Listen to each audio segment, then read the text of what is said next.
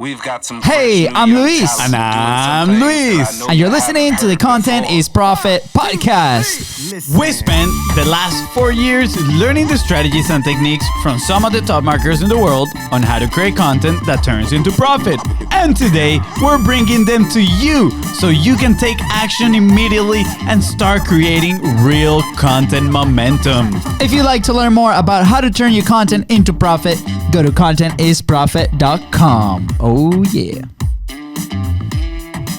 Today, we're bringing back one of the OG guests of Content is Profit. Our good friend and mentor.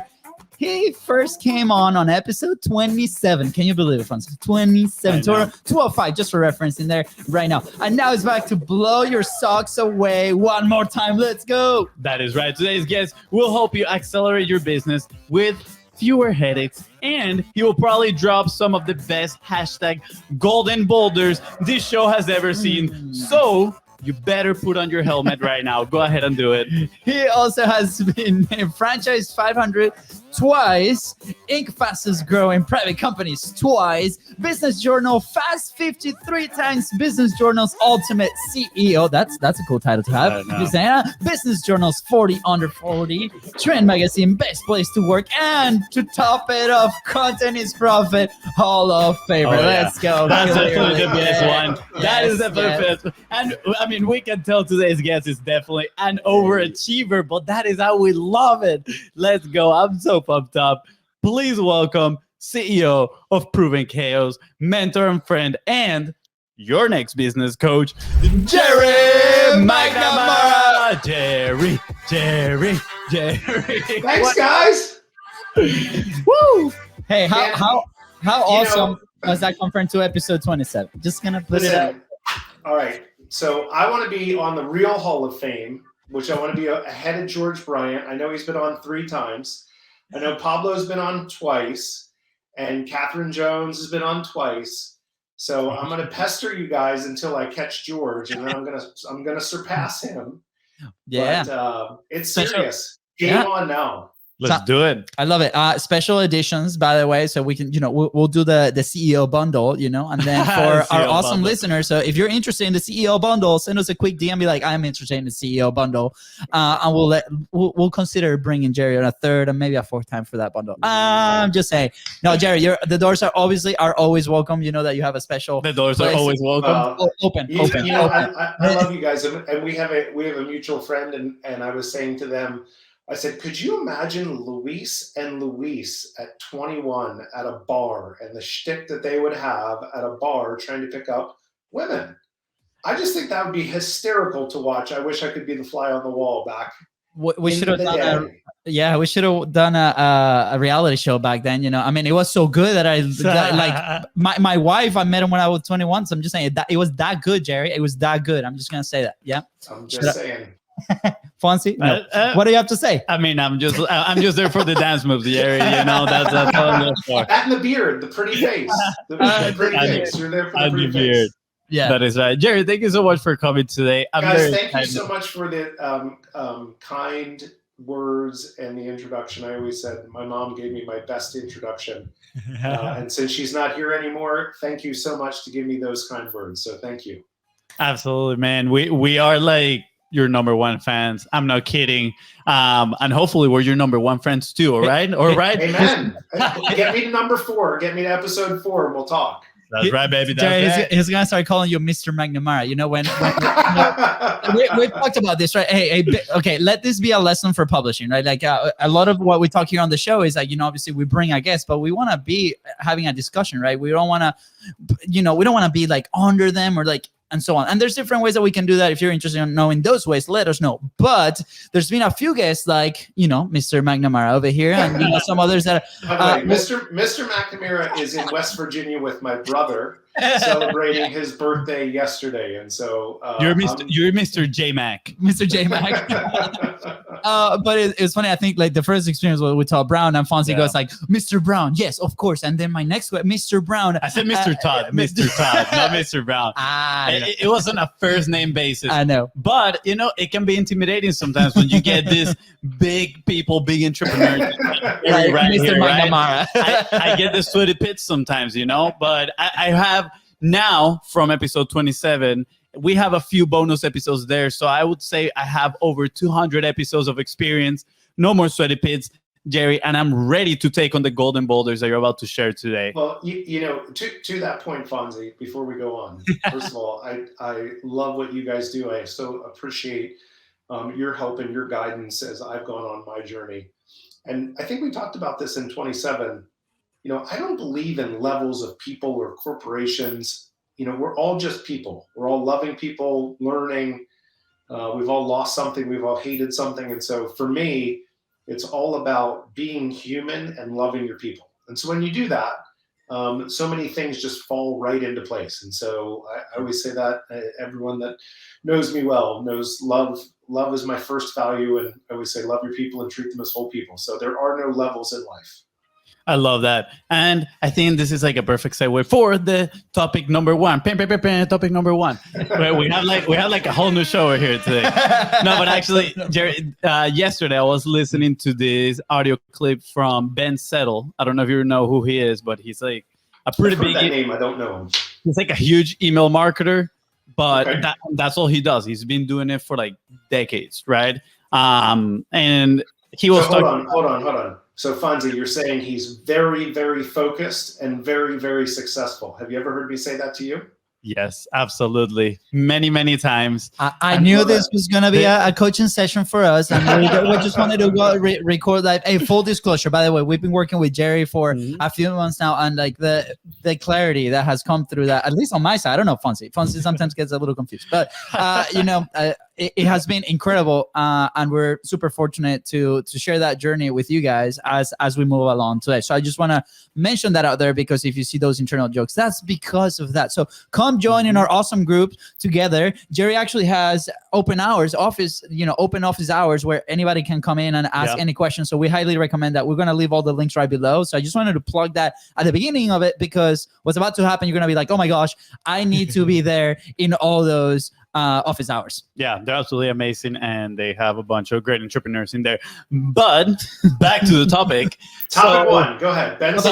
Topic one. There we go. Reset. So he was talking about email marketing, and he was saying, like, with this new iOS update, people are all concerned with their emails deliverability, open rates, and he's like, dude, none of that matter. He's like, none of that matter, because you're not trying to sell the click, you are selling their relationship, right? Yes. And you said people don't say louder.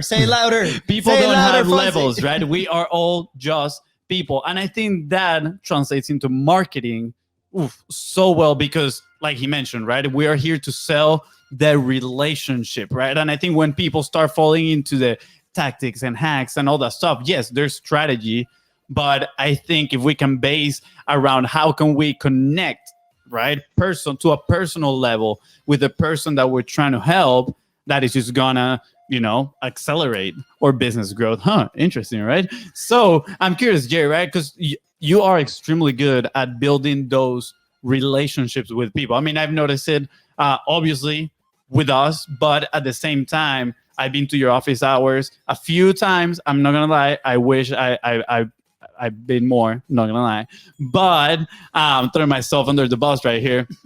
but I can tell everybody in there not only respects you, but like you said, they love you too, and they love the whole community that you've built. And it's incredible to see how everybody's cooperating with each other. So what are some of the elements to sell these relationships, to build these strong relationships with the people that you're trying to help? Yeah, it's a great question. So I look at every relationship that you go through, there's what I call the arc. And the arc has 3 parts. Likable, right? So what's the energy that this person is putting out when they pick up the phone or they get on a Zoom call in today's day and age? What's the energy? Are they the sad sack, or are they putting the positive energy where you're like, wow, that person's pretty cool? Mm-hmm. The second piece of it is relatable. Do you look and say, I can relate to this person. I can see myself having lunch or dinner with them and talking about things outside of whatever it is that the topic might be. And the third is, the payoff, and it's competent. So you have to be likable, relatable, and competent. And competence is just simply, does this person actually know what they're talking about? And I don't care if this is a customer relationship. I don't care if this is a personal relationship. I don't care if this is a business relationship.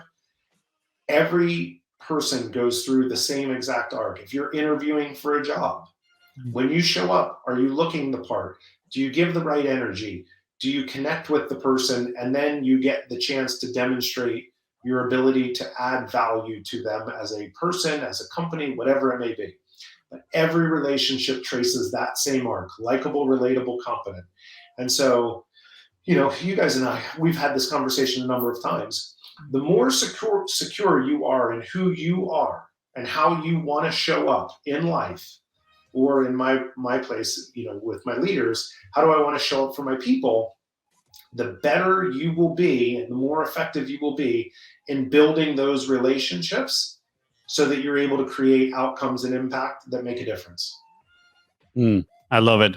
I'm going to repeat that one more time. Likable, relatable, and competence, right? Yes. So I'm curious, do you have any stories from both sides of the spectrum, right? Like to illustrate with examples, right? What would a person that have all three elements of the arc, and then one person that maybe don't come across, and what to do's and not to do's in here? So people that are listening are like, okay, maybe I relate to this. Maybe I can improve on my relatability, right? For example, or on my competence, right? I feel like sometimes maybe imposter syndrome, right, comes from not feeling too competent about what you're talking about, even though you could be very experienced in it and actually know your thing, right? You can come across as not that competent because you're feeling, that imposter syndrome, for example. Yep. A great question. So the first example I have is I used to run a soccer retail company, and one of our store owners, the name of the company was Soccer Post, and he would answer the phone, even though he was the owner. He was super passionate about what he did, but he didn't think about how he showed up. And so someone calls you, that's your tentacle to the outside world, and he would literally answer, "Hello, Soccer Post." And it's like, who in their right mind is showing up at that store? There is no law of attraction to bring someone in that. And so we had to constantly remind that store owner, remember, someone's calling you because they have a need. And if you are not excited and positive, then you are not putting out the energy where someone goes, that's where I want to go. Yeah. No, instead they're going to go up the street to Dick's or some other competitor because you haven't done the work to say, oh, that person's likable. Like I want to give them a shot. I think one of the greatest examples is my friend Matt Foxhall. And so shows up every single time with tremendous energy. He has that law of attraction. Yeah. Matt has this thing that he has chased for many years, 101 life goals. So when you talk about relatable, I mean, this is a guy that is chasing intentionally every year 101 life goals. Wow. And it's like, tell me more. I want to know more about heli-skiing, jumping out of a helicopter and skiing down a hill. That's flipping cool, right? Yeah. And so there's an opportunity because of the epic nature of the way in which he lives his life in an intentional way that you just want to be around him. You want to know more. And then he's very successful. And so he has a level of competence that he has risen to in his career that just connects that arc. He is not only a tremendous business person, he's a tremendous friend. And he's one that I think nails all three of that arc: likable, relatable, competent. Yeah. Thank you for sharing that. I remember one of the first times that I met you or maybe interacted with you, it was a few years back, and I was running a fitness studio, and you were a member in that fitness studio. And I remember you coming in for the 5 a.m. class or the 6 a.m. class, like early morning. And it was like this massive ball of energy like crossed like the glass doors, right? And you had these members waiting for the class, like just waking up, just sitting in there in quiet. Sometimes we had this music, you know, I love to have loud music, especially in the morning, to kind of, you know, get the thing moving, right? So I always did my best to do that. I remember one day you're walking out and you're like, and I go like, hey Jerry, have a good day, and you just stopped, right? And you turn around, you're like, not good, great, have an amazing day, right? And then you walked out, and to me, like, that was such a like that just has lasted that impression for like he came back home and he was like, when I grow up I want to be like Jerry. it's like, have a great day, and you have a great day, and let's go. And that really helped me, because every time I personally, you know, feel down, especially right when we have to put out the energy to God and publish, right? Because, you know, we have to throw that energy through the camera, through the phone, through whatever that we're doing, right? Depends obviously on what we're talking about, but at the end of the day, we need to do that. And I think one of the things that differentiates this show, wow, that's a big word, right? Big word for LUISDA. There's no Venezuelan comparison. No Venezuelan comparison at all. It's that people are like, I love your energy, guys. Like, I am hooked, right? And we've used that as a hook for the show and the people that come on and the people that invite us to speak somewhere else. So I want to say thank you for that. But also, how can people... Wait, before you ask that question, I'm going to chime in here real quick. Fun fact about what you just said about the energy is I had an earlier call today, shameless plug. We are developing a partnership program. Hey, so if you want to be a BIZBROS partner, let us know and we'll give you all the details. But, you know, we're developing this so you can make a lot of money too, and we can all win in this. But I had one of those calls, right, sharing about the partnership program. And I told the guy at first, it's like, okay, well, when you answer to this post, what do you think of? What is your expectation? And his answer was, honestly, nothing. I just love your energies. I love your ideas. Energies, plural? Energies, yeah, both of us. Oh wow, you know? Two energies. And he's like, and I want to be, you know, involved in whatever you guys are gonna do. And I was like, thank you. That is such a great compliment, honestly. So that's the little parentheses I wanted to make. Now you can go ahead and ask a question. Thank you, Fonzie. Okay, Jerry, to you. So how, like, it is pretty challenging, right? When we start like communicating, like whether that's in front of your, you know, board of directors, whether that's your employees, whether that's your audience when publishing, right? And in some sort, you've tackled this journey as well in publishing, you know, at some point, but you're also communicating with a lot of stuff throughout your career. So how does somebody taps into that energy that can portray to that audience, that person that's listening to you, so you can create that trust, right? And eventually, right, create that transaction, whether that's paying attention, a results, you know, a sell, whatever that is, the next step. How do we control that and become aware that we need to control that, and how do we execute on it? Yeah, great question. Thank you. So I'm a big believer that just by virtue of living, we're going to make an impact on the world. And so my big belief is, why not make it a conscious, intentional one? I think I'm only going to be here once.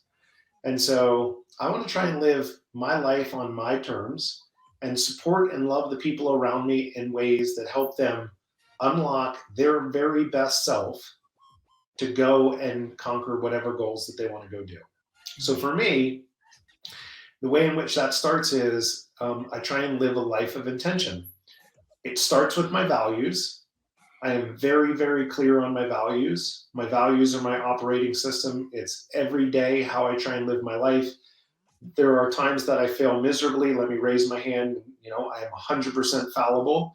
But by virtue of having my values very clear in my mind, it gets me closer to living a life of intention that is closer to the person that I aspire to be. So I'm constantly chasing that person. And so I try and connect my values to my intentions. So every morning, you know, the first intention that I share with myself, because I say them out loud every day, is that I will add an insane amount of joy to the world today. And what happens is I train my mind to continue to scan the landscape of life, every opportunity at every time, to add joy to the world. You guys know this. I've shared this with you before. I tell Brooklyn and Briggs, my two kids, every single day when I leave them, be kind, be sweet, and add joy to the world. And that to me is the most important thing that I can do to try and instill that positive mindset in them, because that's allowing them to go conquer the world the way that they want to go do. Yeah. And so I work really hard on my morning routine. I try and meditate. I try and work out. I try and read. I try and write.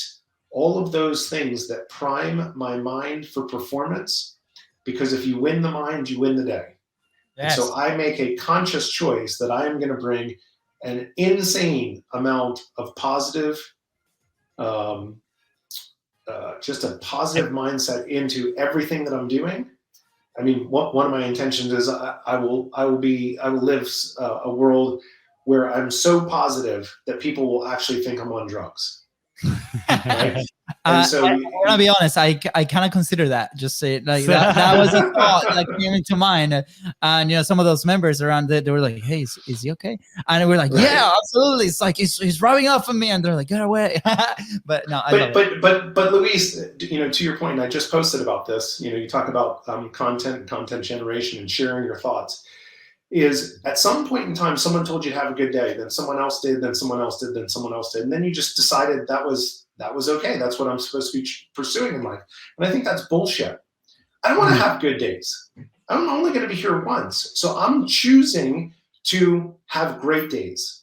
And so I try and put people out of their default state by saying, why do you only want me to have a good day? I thought we were friends. I thought you liked me.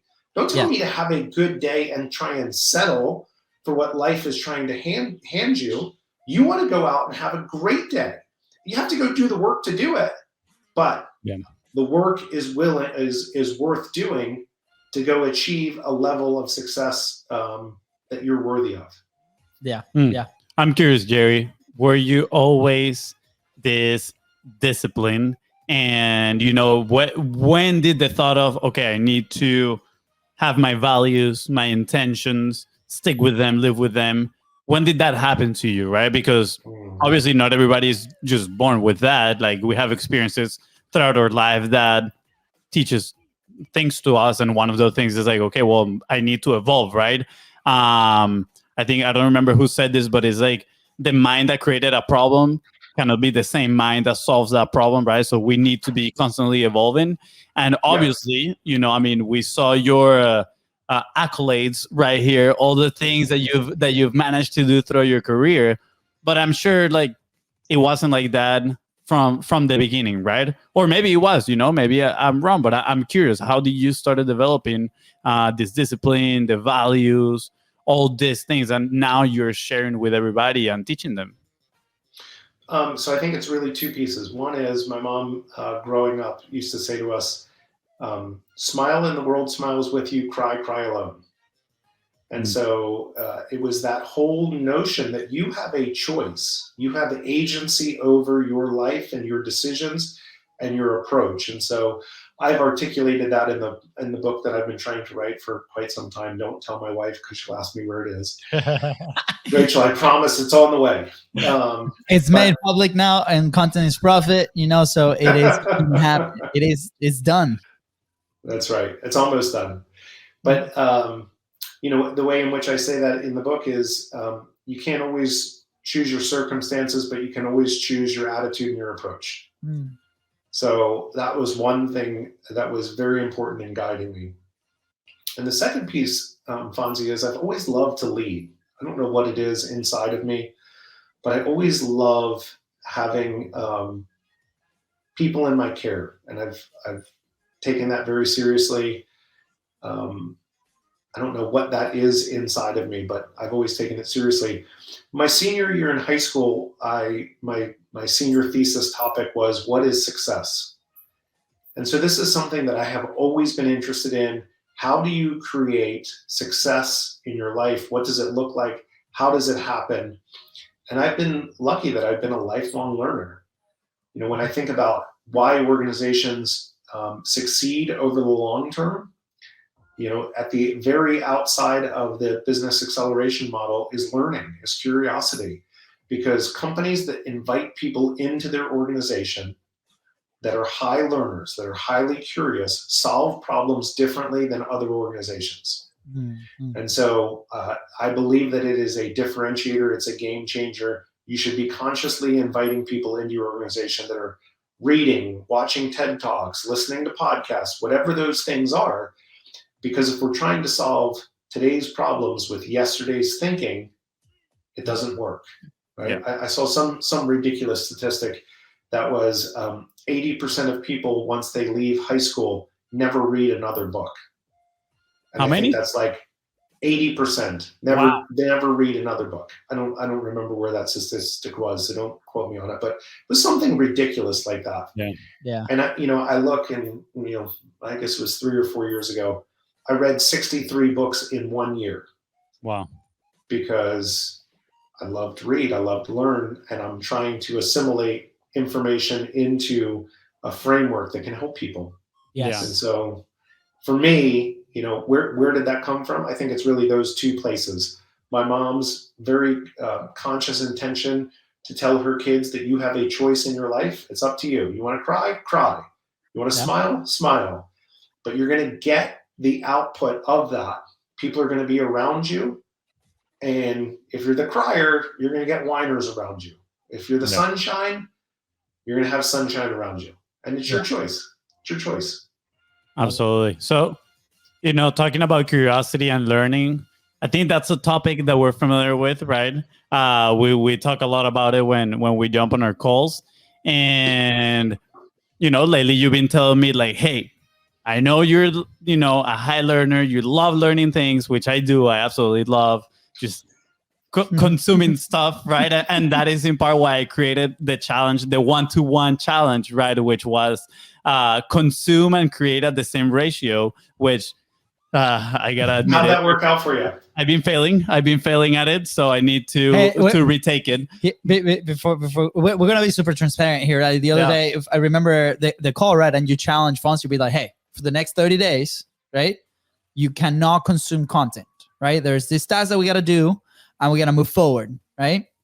So come home and I'm like, oh man, when I heard that, I was so excited, right? Because this has been a topic of conversation, right? And this is, on my side, I'm probably completely opposite of FONZI, right? Like I consume intensely, like if I'm there, and then I get very distracted, right? Because I'm like, opportunity, right? So for me, has been like that focus. Okay, let's go back to this, and then trying to figure out like those frameworks. How can we apply them into the thing that we're doing, right? I just want to add this out there so people don't misinterpret what's happening right now. I don't sit down like a vegetable in front of the computer and consume and just stare at the screen. Like I love reading and stuff, and honestly, I'm like taking notes, thinking how can I apply this.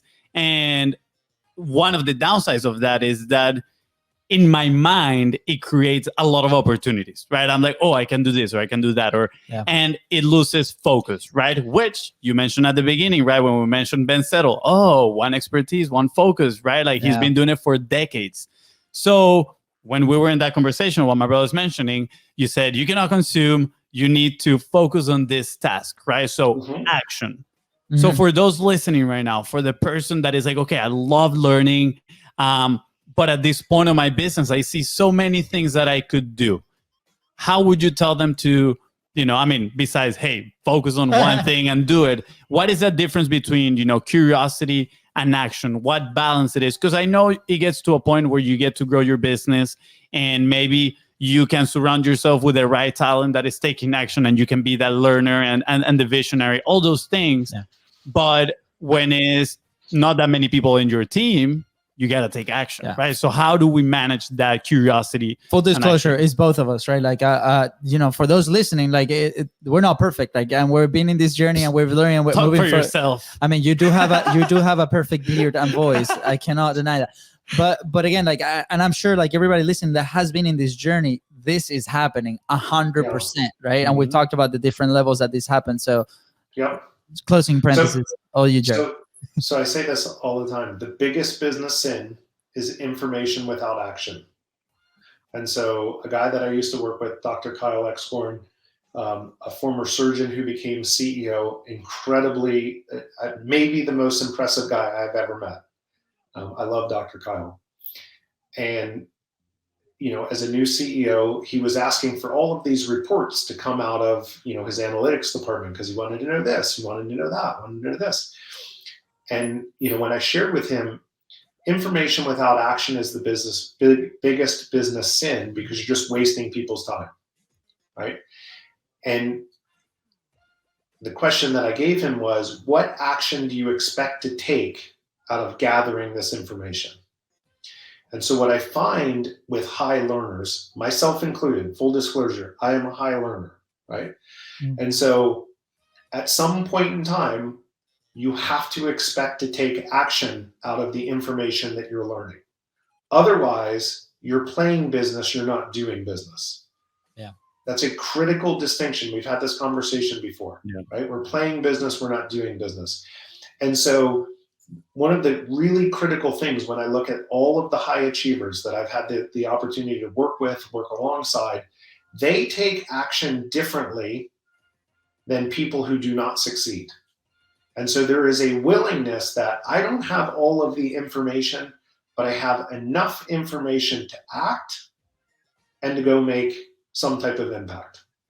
And what I find is, like you said, Fonzie, you keep on reading and finding this new methodology, and we're going to change this tool, and we're going to go redirect this way. And the reality of it is, you just need to go do the work. And so when the pursuit of information and learning no longer serves you, or is getting in the way of creating all of these, the SOSs, the shiny object syndrome, I'm going to go chase this, I'm going to go chase that, I'm going to go chase this, then it's no longer serving you. And so when I see that inside people that I work with, I ask them, please, for the next 30 days, I just want you to take action, as opposed to continuing on the hamster wheel and learning and learning and learning and learning. Because by the time that I talk to you next, you're going to have 7 new ideas, 7 more things that we can do. And at the end of the day, we will not have gained any traction on the objectives that we've set forth that we need to go accomplish to make the business successful. Yeah. And so, I just ran a strategic plan this week for Seal Shield, one of my clients. I love hanging out with those guys. They're so smart. They're so fun. They're so fun to be a part of, and they're making such an impact. I love being with them. But I say this all the time because it's a very highly entrepreneurial environment. It's very sales driven. And so I have to remind them, a fox chasing 2 rabbits catches none. Mm-hmm. And so you have to pick the bets that you're going to make. And when I look at the course of my career and any success that I've had, it's because I'm willing to focus in on fewer things and make bigger bets. And that scares some people, because it's like, oh, I want to have all of these opportunities available to me. Yeah. And the answer is, you can't do it all. I can love all the opportunities. I can't do them all. I have to say, here are the 3 or 4 things that I'm going to be great at. I'm going to put all my time, energy, and attention into those 3 or 4 things to make the impact. That doesn't mean that I'm saying no to those other things and ideas that I have permanently. It just means that I'm going to have the discipline to go chase the 3 or 4 and truly make the impact on the business. Yes. So it really comes back to, you just have to be in a space to execute, take action, iterate, test. If it doesn't work, try again. It's just forward momentum, constant forward momentum. Absolutely. I love this, guys. Just go back a few minutes. I don't know what minute exactly we started this, but I'm going to say 5 minutes ago, and re-listen to this part. Minute 30. And then go and take action, obviously. But this is something that just came to mind as you were sharing, Jerry, about 5 episodes ago, actually, episode 200 with Jason Duncan. He was talking about stress, right? And how obviously stress is like one of the main killers of entrepreneurs. And he talked about how you can pretty much get rid of that stress, right? Open cycles. And I started thinking, as soon as I read about it on his website, even before he jumped on the show, I was like, wow, that makes so much sense. Like, when I feel a lot of stress, I have a lot of open cycles, a lot of unfinished tasks, right? And now with you, I'm thinking, when do I start those tasks? And a lot of the times is when I am curiosity driven and I'm learning about things. I'm like, oh, we should do this. And I put it on my to-do list, right? Do this, right? With a bunch of maybe things to measure. And then I keep reading and another idea pops up. Oh, let me add it to my to-do list. Let me do this, right? And it gets to a point where now you have so many things to do that you end up doing none, right? And it's difficult to focus on the important ones. So I wrote down here, it's like, what is the downside of ideas? Is it stress? Maybe, right? But maybe you're stressing yourself without knowing it because you're opening so many of these cycles. And then it's going to take such a massive effort to close these cycles that you're going to be losing focus in your business and you're, derailing yourself and maybe not accomplishing the objectives that you want. So I appreciate you sharing that because it was kind of like an epiphany moment, gong moment right there. I told you guys you should have brought your helmets.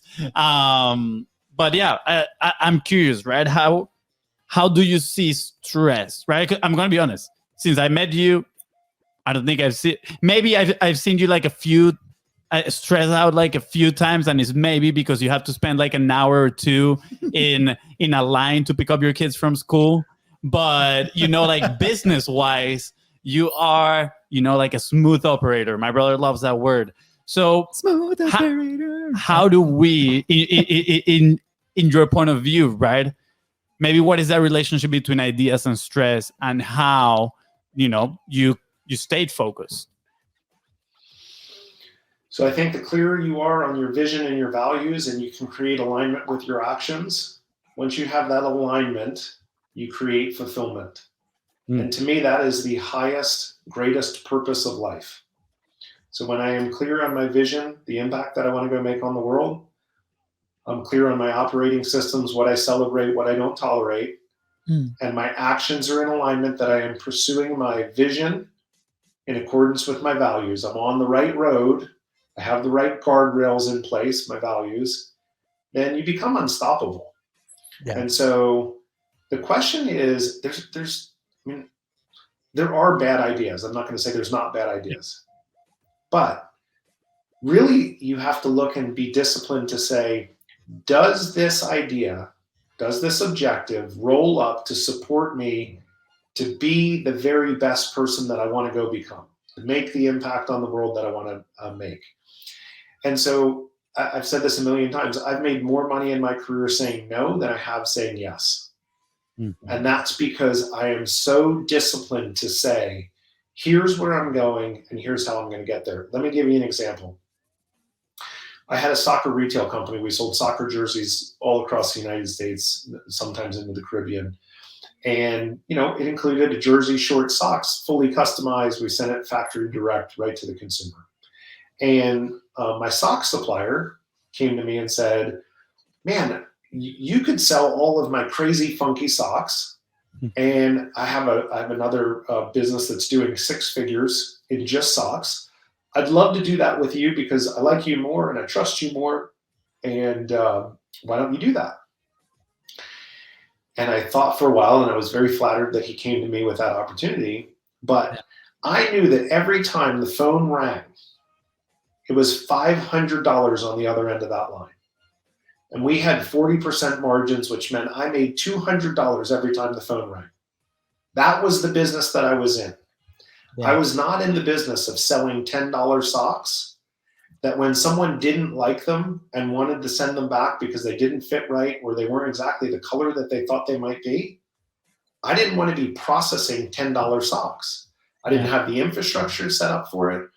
And so I turned down a 6-figure opportunity to sell socks because it didn't fit into my business model. Yeah. My vendor, he was super kind, but he thought I was crazy. And I said, I have to stay disciplined in what makes my business work. What makes my business work is that every time my phone rings, I make $200. I don't want to make $5 every time my phone rings. Yeah. And so I stay disciplined. Yeah. Yeah. Before FONZI, before you continue asking this smart questions, I want to make a comment on the stress side of things, right? Because like I've been through some stressful times in my life, and I remember going through like, man, like am I actually always gonna feel this way when I'm tackling these new problems and new things, right? And to me, a big word in the last couple of years has been perspective, right? Like how do we change the perspective in different things? We talk about it when we launch the show. And I remember, I've been trying to remember who said this, but it's stress is an indicator that something something is there, right? So we have to reverse engineer and think, okay, why am I feeling this way, right? Like if stress is an indicator, I need to find out what is causing that. And then once you identify it, then you can take action on that item, right? And recently we've shared about open cycles and different things. And my personal example was when we moved into the new house, right? I was expected from my wife to build some furniture and move different things that were here. And the first weekend, right, I didn't do it. I was like, man, like I don't want to do this, right? Like I can do it next week. But throughout that week of working, I was very unproductive, right? Because I kept going back. And then at night, Katie was like, why is this not done? And I'm like, well, because I'm going to do it next weekend. But there was there, right? And it was causing stress, right? And that was a very small example. But for business, it's the same thing, right? These things happen. And when we don't identify, don't take action. So the next weekend, once I did, I was like, everything cleared up and we can move forward because I identified the problem and took action against it, right? So, we've talked about this, like on sales, on different things. Okay, what are the indicators that are causing this? And as we're revisiting this conversation in my head, I'm like, I stayed away from that, right? Because there's different, the staying away from identifying what that indicator is telling me every single time. And that's what's causing all that buildup. So, wrapping it up with what Fonzie was saying, what you're saying, I think those are very incredible tools, because by identifying that problem and then if we need to say no, right, because we have to stay focused with what we do with our values, with our thing, then we remove that open cycle and then we're back fresh into what we really need to do. So I love this conversation because it allowed me to revisit, right, a few things, right, that maybe I lost a little bit of sight in the last few months, right? So thank you, Jerry, for sharing that experience. All right, Fonzie. Yeah. No, ball back to you. I was just gonna share with your comment that I heard it from Mr. Capitalism himself, Jeff Bezos. I heard him say this one in an interview: stress comes from not taking action on something you had control over, right? And sometimes when we say yes to many things, we're putting too many things on our plate. And even though we have control over those things, now we're just like overwhelmed and we're not doing them, and then causing stress. And I feel like that's just a circle, because then you're like, okay, how can I get rid of these things? And then you put more activities on your plate to get rid of those things, and it becomes a total mess over there. Guys, I think I've shared this story with you. Let's talk about stress just for half a second, because it is a real thing, right? I work with multiple CEOs. It is a real thing. When I was 26, we were running a company. That company had gone from 5.9 million to 15 million in 18 months. So high growth. The way I used to explain that is every day I used to come in and wrap my lips around a fire hydrant, and someone would turn the fire hydrant on full blast. We're raising venture capital, traveling around the country, opening stores. I wasn't taking care of myself. I would work 100-hour weeks on a regular basis. It used to be a badge of honor for me to send emails at 3:00 in the morning, or to sleep on the couch that was outside of my office, and people would come in the next day and they would say, "You were in the same clothes as yesterday." Yeah, it was big night. I had to get all the work done. And on Valentine's Day, I thought I was having a heart attack, not because I didn't have a date, but I didn't have a date. Are you gonna get a date without working, Jerry? I remember having electrodes on my chest, and I was literally looking up to the ceiling on the hospital gurney, thinking to myself, "What have you done? What did you do to yourself?" And so, stress is a real thing. It was a result of trying to do too much, not building a team around me, not giving up things that were clearly in my control that I could have handed off to other people who were certainly capable to do. And that was the tax that I paid. I paid the tax with my health. Yeah. And thank goodness it wasn't my heart. It was just my stress. But my blood pressure was beyond through the roof. And those can be the end results. And, it's part of, the 9 principles of personal performance, which is, the book about personal performance, which is the foundation of life is health. And your health is your diet, your exercise, and your sleep. And so if you are taking on so much stress, I certainly cannot be effective from a hospital gurney in a hospital. Yeah. And so when you start to think about those things, you say, what am I doing to myself? To what end? These things are not serving me. I can't serve my people. I can't serve my customers. Yeah. And so therefore I have to reset. And so, again, stress is a big deal. It's a real deal. And if you're feeling it, especially in COVID, I have a number of people that I work with that are all facing significant burnout. Right? We made it through a pandemic.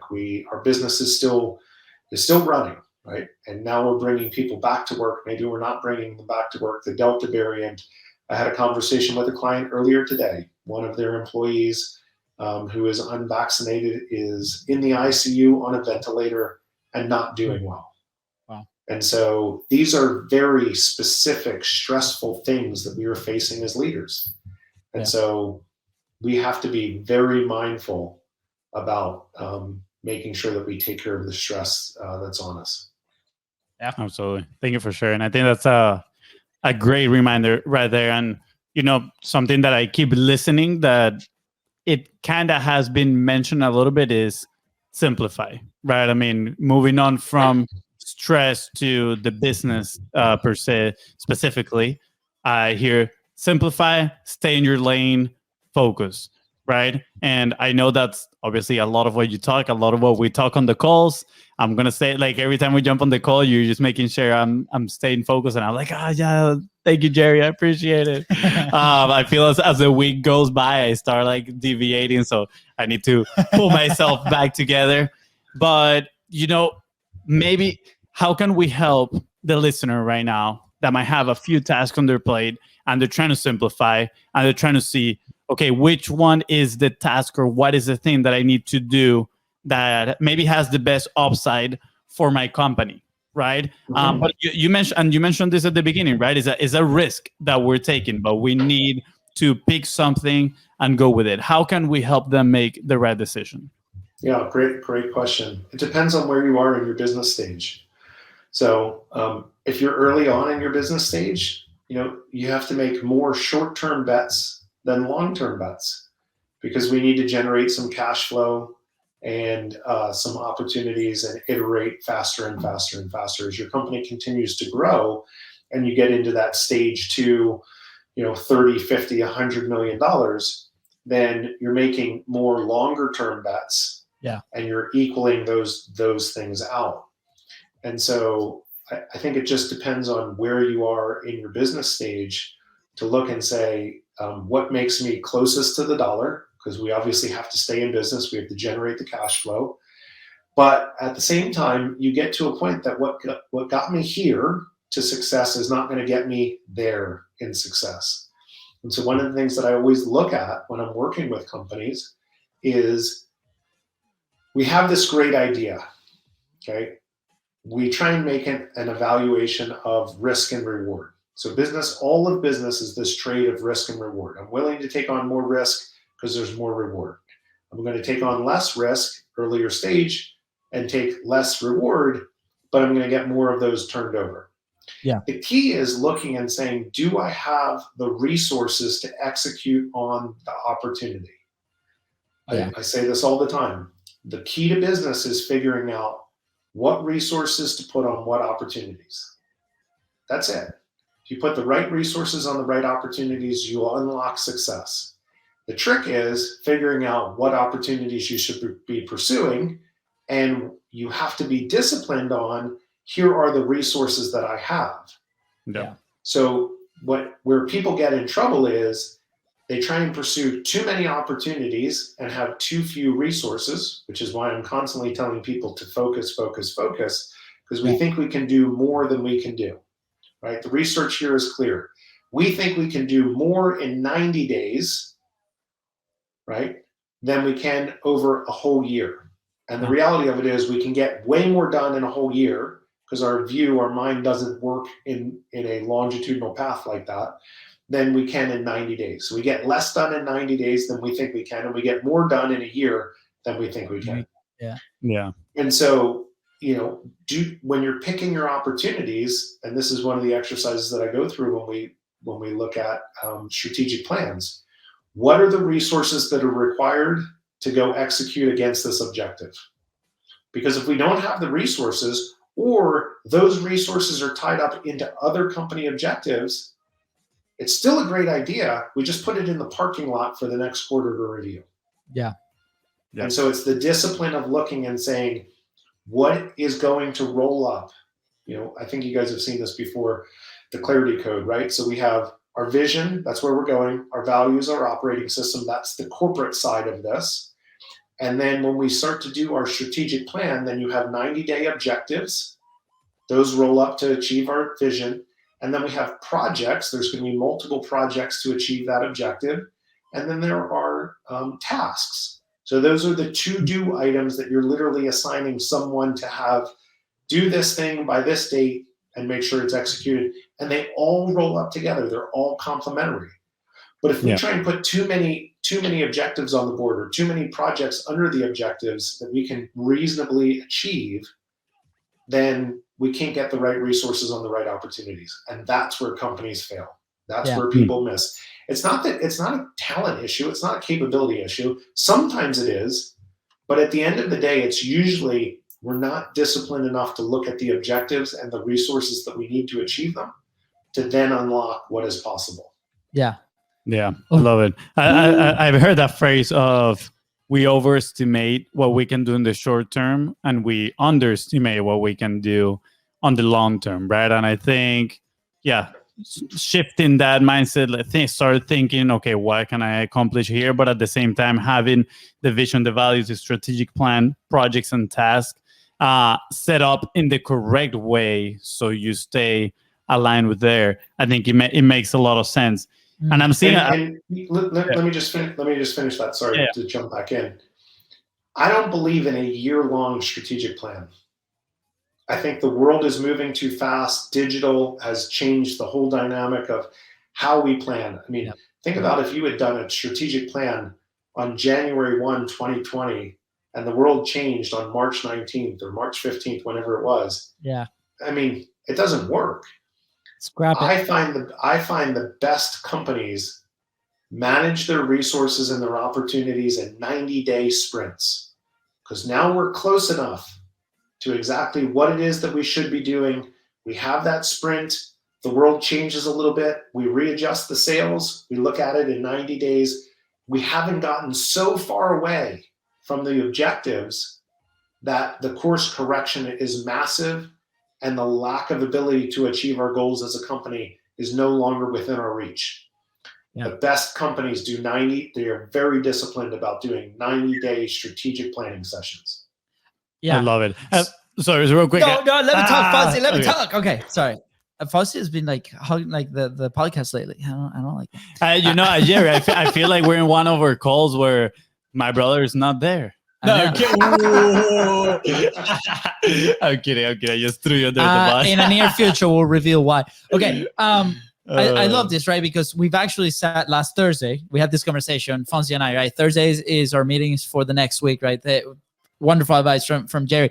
And I'm like, we actually did an exercise a few months ago, right? And we talked about the whole year, right? And it's like, this is the focus, right? But last Thursday we sat down and we're like, man, lesson learned, right? Maybe, right? That was one of the things that maybe slowed us down. We need to pivot, right? We're at the stage where we need to like pivot, like slightly, like those 90 days sprints. There's opportunity, right? Within our niche, within what we do, but there's things that we got to chase. And sometimes we're neglecting those, right? Because of that. One example is at the beginning of the service, right? When we started offering content momentum, it was just one thing, one price with one thing, right?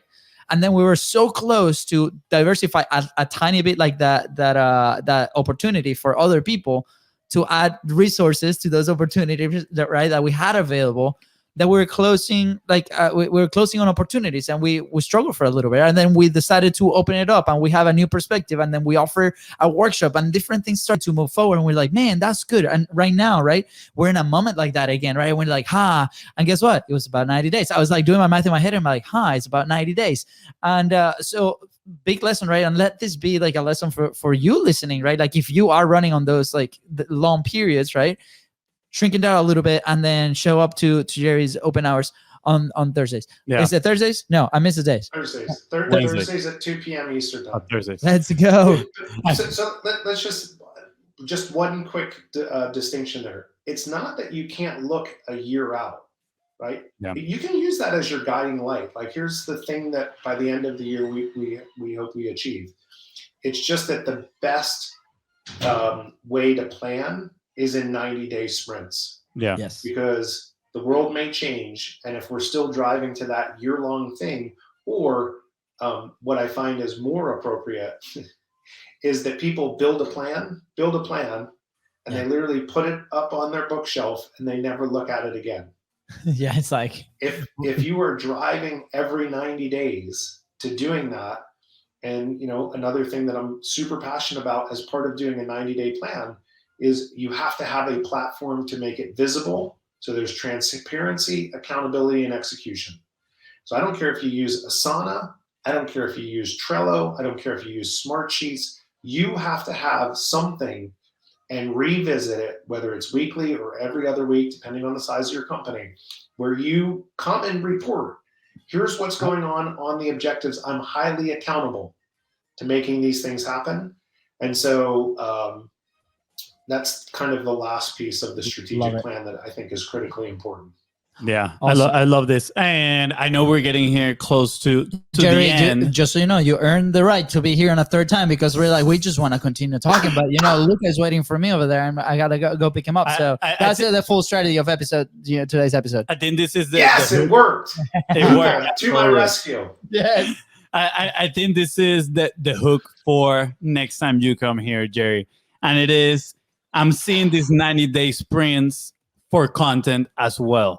Right, because I've seen in so many places people that are like, oh, plan your yearly content and have it all ready. And I'm like, dude, by month 2, your audience might be asking for something totally different that right. That you already plan for the whole year. So instead of making the massive effort of producing content for 12 months, why don't we focus and do it for maybe create a strategy for 90 days, get feedback from people, and then iterate, right? So I'm going to leave it like that because I know you are now like an influencer in the world. You're doing all these videos. You're going guesting on podcasts, which if you want Jerry as a guest in your podcast, you just heard how amazing he is. So make sure you reach out to him. We're going to ask him how to connect with him in just a second.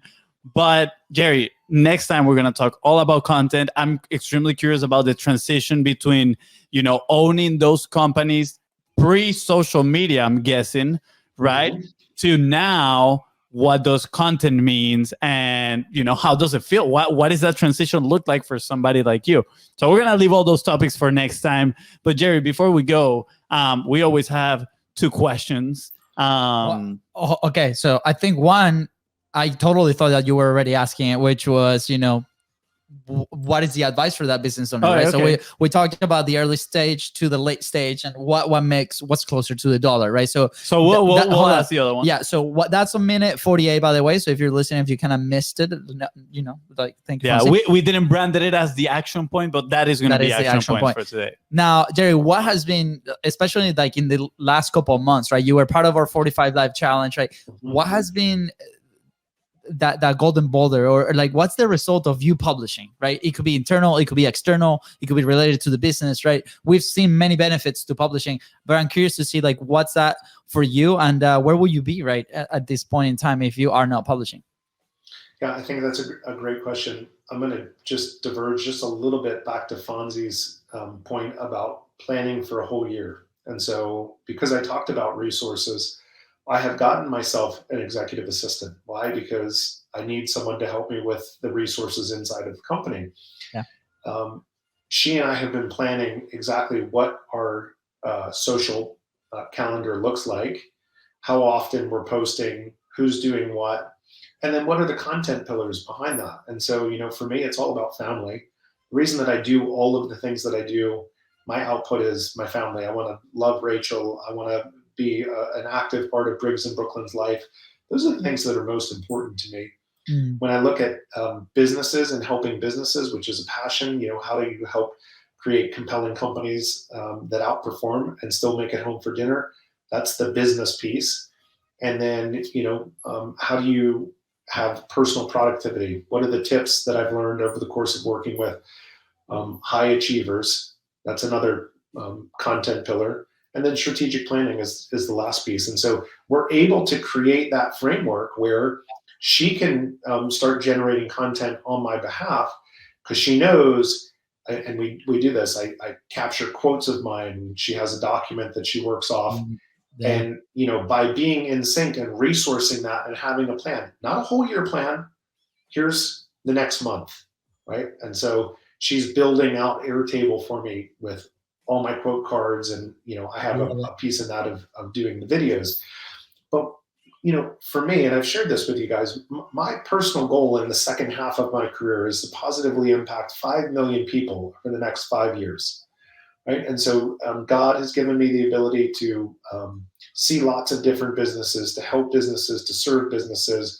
And my big bet, because I hate that 80% of people show up to work every day and they hate what they do.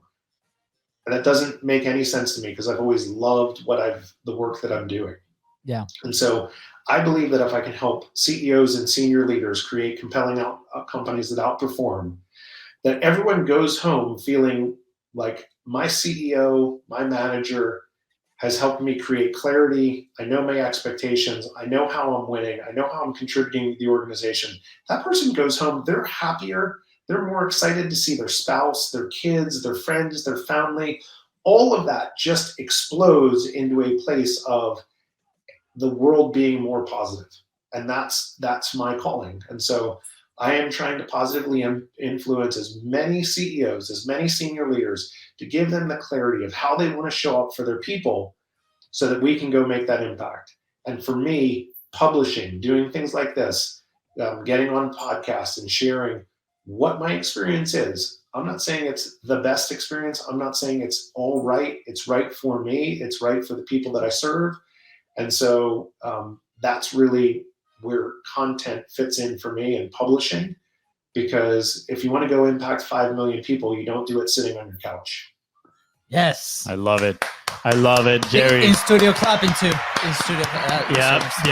Standing ovation from the crowd. People's going wild over here. I was driving the other day. I was like, host clap. This is the host clap. Golf clap. Yeah. No, I love it, Jerry, and we can't wait to see this. Right, like we're right there with you. Like we're in the trenches, and we want to see you do that, right? Like, and we're like, oh, let's do this, and we were like, okay, we were the first two. So we're just claiming those 2 spots. Where can people find you, Jerry? Where can people connect with you? We've also obviously mentioned your office hours. Where else? Yep. Yeah. So. You can come visit at provenchaos.com. That's a good website to come visit at. I do most of my work at LinkedIn. And so you can find me by Googling my name, Jerry Macnamara. I should show up. One of my life goals is there was a basketball player for Syracuse. His name was Jerry Macnamara with a G and an MC. And every time I put in my name, which is spelled differently, his name comes up and it pisses me off. So my goal is over the next couple of years that I will actually own my name. And, where to come visit me? I would tell you office hours is a great place. Every Thursday at 2:00 Eastern time, it's a free event. We're not pitching anything. It's not lead generation. It's an opportunity for senior leaders and CEOs to come together, to solve problems together, to share their experiences. We have an amazing group that shows up generally every week, and I'd love to continue to serve people who have a question or stuck in a business problem or, man, I just don't know how to do that. It's not just me there. It's a handful of other entrepreneurs and senior leaders who will say, hey, based around my experience, here's what I found. And it's a super caring community, super open community. And I love doing that every Thursday. I love it. And I don't know, we won't share any names, right? But there's a big range, right? From, starting entrepreneurs all the way to multi-million-dollar companies, right? So the extent and the scope of like different opinions and experiences is incredible. And there's always a lesson too that we can take from those comments, and is everybody collaborating. So thank you for putting something like that. I just want to say that Jerry's office hours has a BIZBROS seal of approval. Let's go. Jerry, we need to create like a jingle, like Jerry office hours, and then like a guitar. I'll let you take that one, Fonzie. Hey, it would be so much fun, and then just make like little clips about it. That'll be amazing. Like you can make a little clip, Jerry office hours, and then it's like, come join us, bam, bam. Ooh, that'll be so good. I think the fun part about it is the community that's developed, and so I've been doing this since November of 2019, right? Way before even COVID, and people had this idea of like we're going to gather online. So I've been doing it for relatively forever. You're a pioneer, Jerry. For me, it's all about the community. Like I'm incidental to showing up. In fact, this next week, I'm going to be in Denver running another strategic plan. And one of our community members, I sent a text out and said, who can run next week's, office hours? Because I'm going to be traveling. And everyone knows Timmy Gallagher is going to run the call next week. And I love that because it's not Jerry's office hours. It's a community office hours that people can come and gather and share community. And that to me is so much fun. So community office hours. I love it, Jerry. Okay. Yeah.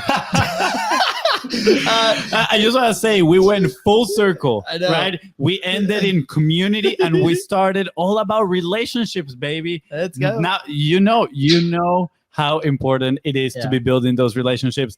Thank you, Jerry. It was such an honor having you here for the second time. Anything you want to add, Jerry? It can be like a nice word for the BIZBROS. Well, I can't thank you guys enough, right? So you've been incredibly kind to me and generous. But the reality of it is, figuring out how to publish online and to watch what your organization is doing to help people figure out what I like to call the spaghetti of content. You don't know where one platform begins and where it ends and what your message is going to be and who the audience is that you serve. And you guys have been incredibly helpful for me personally. And, I like to say, I'm like the shoemaker. I can look at other people's businesses and I can figure it out, but I'm the guy walking around with bare feet. And so I think, if anyone's looking to try and clarify their message, to amplify their message, to do any of the things that you guys are in the space to do, I absolutely would recommend them to speak to you guys because you guys are brilliant and have been absolutely brilliant for me. So I'm grateful. Thank you. Thank you, Jerry. Those words mean, I'm emotional, man. Like it's been a journey and I really appreciate you also being there for us. And I think we're both gonna go very, very far, and I can't wait for the people you listen and come and hang out. With Jerry, come hang out with the BIZBROS. Jerry office hours. Record that for me, Fonzie. I'm gonna put it up. I will, and I'm gonna go to Fiverr. I'm gonna be like, who can add some guitar on this thing, dude? Jerry, I'm gonna do that. I'm actually gonna do that. Awesome. All right. Well, Jerry, thank you so much. With that said, thank you for coming to Content Profit Podcast. Go ahead and follow the show on your favorite platform and at BIZBROS Co. That is right. And if Jerry here help you take one step closer to your goals, please don't forget to share this episode and leave a 5-star review.